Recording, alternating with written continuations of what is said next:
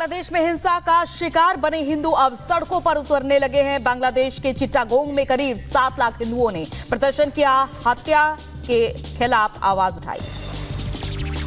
बांग्लादेश में हिंदुओं पर हो रहे अत्याचार के खिलाफ जम्मू में विरोध प्रदर्शन। जम्मू में लोग बांग्लादेश में हिंदुओं को बचाओ लिखे हुए पोस्टर सड़कों पर लेकर नजर आए। जम्मू में हिंदुओं पर हमले के खिलाफ विरोध में रैली निकाली गई। अखिल भारतीय पूर्व सैनिक सेवा परिषद ने निकाली रैली। यूपी के संभल में हिंदू संगठनों ने निकाला आक्रोश मार्च। पीएम के नाम एसडीएम को ज्ञापन सौंपा। प्रधानमंत्री मोदी से हस्तक्षेप कर हिंसा झेल रहे हिंदुओं को भारत में लाने की मांग उठाई। प्रदर्शनकारियों ने बांग्लादेश सुप्रीम कोर्ट पर घेराव किया, जहां प्रदर्शनकारियों के दबाव में बांग्लादेश के चीफ जस्टिस समेत 6 जजों ने इस्तीफा दे दिया।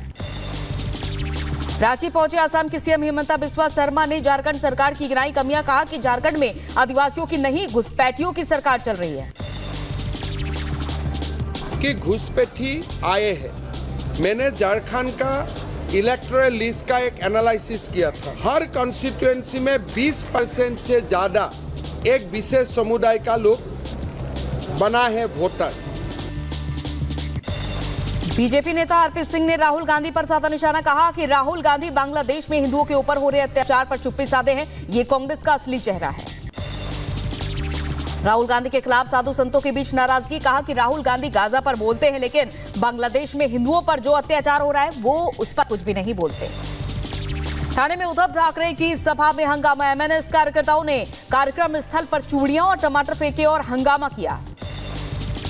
अयोध्या के मिल्केपुर से विपक्ष पर बरसे सीएम योगी। कहा कि जो लोग रामकृष्ण के अस्तित्व को नहीं मानते वो बांग्लादेश में हिंदू अत्याचार पर नहीं बोलेंगे, उन्हें वोट खिसकने का डर है। मंत्री नितिन गडकरी की पंजाब सरकार को चेतावनी। सीएम को चिट्ठी लिखकर खराब कानून व्यवस्था पर जताई नाराजगी। कहा कि ऐसा ही रहा तो 14,000 करोड़ के प्रोजेक्ट कर देंगे बंद। यूपी में बीजेपी आज से निकालेगी तिरंगा यात्रा। 13 अगस्त तक प्रदेश की सभी 403 विधानसभाओं में राष्ट्र प्रेम का संदेश लेकर शहर, गांव, गली मोहल्लों तक पहुंचेगी। रक्षाबंधन से पहले लाडली बहनों को सीएम मोहन यादव ने इस्तीफा जहां तोहफा दे दिया, तो वहीं 1,29,00,000 महिलाओं के बैंक खाते में 1500 रुपए भेजे गए। सीएम मोहन यादव बोले, हमारी सरकार महिला सशक्तिकरण के लिए लगातार काम कर रही है। इमरजेंसी को लेकर उपराष्ट्रपति धनखड़ ने बड़ा बयान दिया। कहा कि इंदिरा गांधी की तानाशाही के आगे झुकी न्यायपालिका। उपराष्ट्रपति जगदीप धनखड़ ने कांग्रेस की बांग्लादेश वाली टिप्पणी पर किया आगाह। बोले, कुछ राष्ट्र विरोधी ताकतें हालात बिगाड़ने की साजिश रच रही हैं। पीएम मोदी आज किसानों को देंगे बड़ी सौगात, जारी करेंगे ज्यादा उपज देने वाली 61 फसलों की 109 किस्में। किसानों से भी करेंगे बातचीत। मायावती ने उपचुनाव की तैयारियों को लेकर बुलाई बैठक में प्रदेश पदाधिकारी, जोनल प्रभारी और जिला अध्यक्षों के साथ उपचुनाव की सीटों को लेकर भी चर्चा होगी। सुप्रीम कोर्ट में दिखा डिजिटल परिवर्तन का बहुत बड़ा असर। चीफ जस्टिस डीवाई चंद्रचूड़ बोले, सुप्रीम कोर्ट में 8 लाख से ज्यादा केसों की हुई वीडियो कॉन्फ्रेंस के जरिए सुनवाई। जम्मू कश्मीर के अनंतनाग में आतंकियों से मुठभेड़ में 2 जवान शहीद, 3 जवान घायल। कोकरनाग में कई आतंकियों के छिपने की खबर। इलाके में सर्च ऑपरेशन जारी। कठुआ के बसंतपुर इलाके में मिला 8 हैंड ग्रेनेड। 12 से 13 जून को कठुआ में मारे गए पाकिस्तानियों आतंकियों के बताए जा रहे ग्रेनेड। सुरक्षा बलों ने हैंड ग्रेनेड को डिफ्यूज किया। रेसलर विनेश फोगाट के सिल्वर मेडल पर 13 अगस्त को आएगा फैसला। सीएस रात 9:30 बजे सुनाएगा अपना फैसला। पेरिस ओलंपिक्स के कुश्ती सेमीफाइनल के लिए विनेश ने की है ज्वाइंट सिल्वर मेडल की मांग। विनेश के चाचा महावीर फोगाट बोले, हम फैसले का इंतजार कर रहे हैं। फैसले कुछ भी आए, जैसा हम गोल्ड लाने पर स्वागत करते हैं, ठीक उसी तरह से हम विनेश का भी स्वागत करेंगे।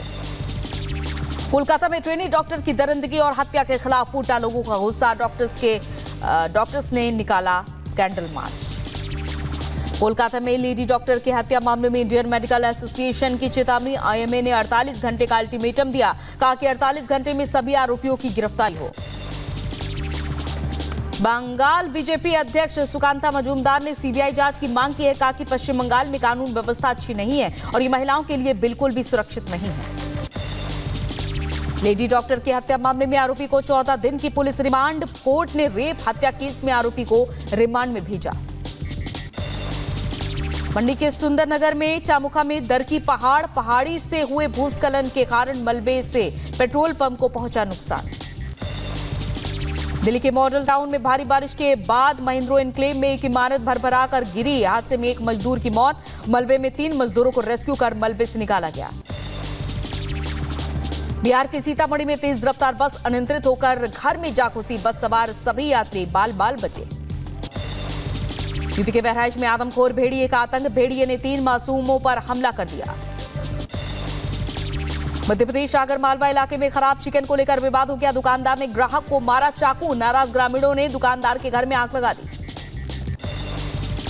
यूपी के बुलंदशहर में हार्श फायरिंग के आरोप में 3 युवकों के खिलाफ रिपोर्ट दर्ज। आरोपी फरार। पुलिस कर रही है तलाश। यूपी के बुलंदशहर में छात्रा के साथ छेड़छाड़ करने वाले मंचली की पिटाई का वीडियो सोशल मीडिया पर हुआ वायरल।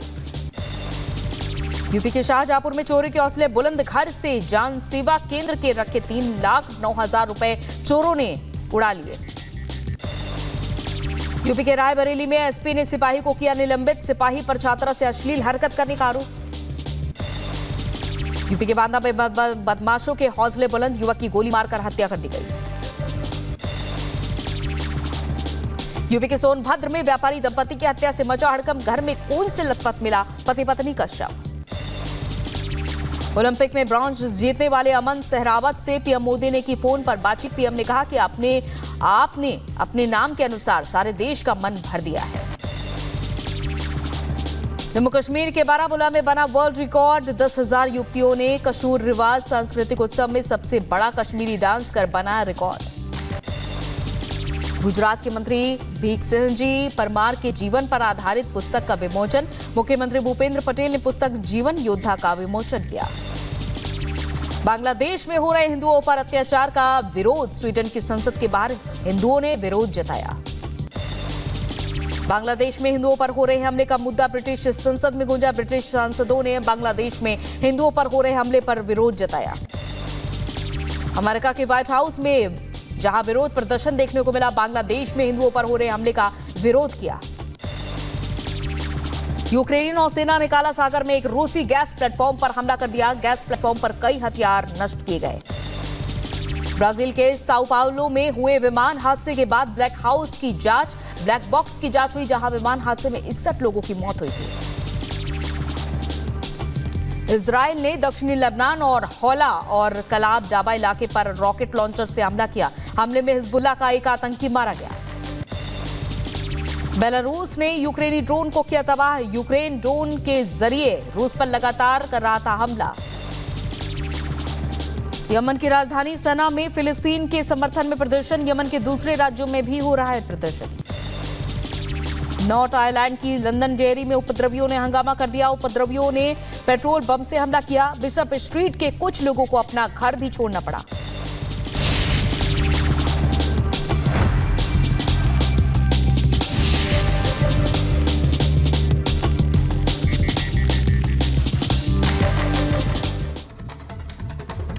और 15 अगस्त से पहले दिल्ली पुलिस की स्पेशल सेल एक्टिव हो चुके हैं और इस स्पेशल सेल ने आतंकवादी संगठन आईएसआईएस के पुणे मॉड्यूल के सदस्य रिजवान अली को गिरफ्तार कर लिया है। आईएसआईएस आतंकी रिजवान अली ने पूछताछ में कई अहम खुलासे भी किए हैं। दिल्ली को दहलाने की साजिश रच रहा था। देखिए खास रिपोर्ट।